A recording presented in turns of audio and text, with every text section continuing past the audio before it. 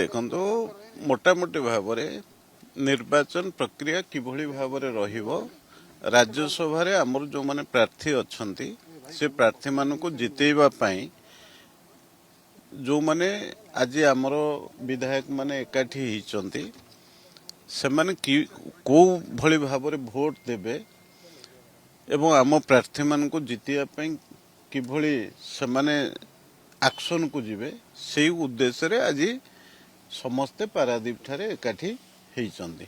ତେଣୁ ଏ ଯେଉଁ ତାଲିମ ରହିବ ତେଣୁ ଭୋଟର ଯେଉଁ ପ୍ରଫର୍ମା ଅଛି ଏବଂ ସେ ସଂକ୍ରାନ୍ତରେ ବିଶେଷ ଭାବରେ ଆଲୋଚନା ହେଇ ଏବଂ ଆମର ଯେଉଁମାନେ ପ୍ରାର୍ଥୀ ଅଛନ୍ତି ବିଶେଷ ଭାବରେ ଆମର 2 ଜଣ ପ୍ରାର୍ଥୀ ତ ଜିତିବାର ଗ୍ୟାରେଣ୍ଟି ରହିଛି ଏବଂ ଆମେ ଯେ ସ୍ୱାଧୀନ ପ୍ରାର୍ଥୀ ଦିଲ୍ଲୀପ ରାୟଙ୍କୁ ସମର୍ଥନ ଦଉଛୁ ତାଙ୍କର ଜିତାପଟ ପାଇଁ ଆମର ବିଧାୟକ ମାନଙ୍କର କି ପ୍ରକାର ଭୂମିକା ରହିବ ଏ ସମ୍ପର୍କରେ ଆଲୋଚନା ହେଇକରି ଏହି ଅନୁସାରେ ତାଲିମ ଦେବାର ବ୍ୟବସ୍ଥା।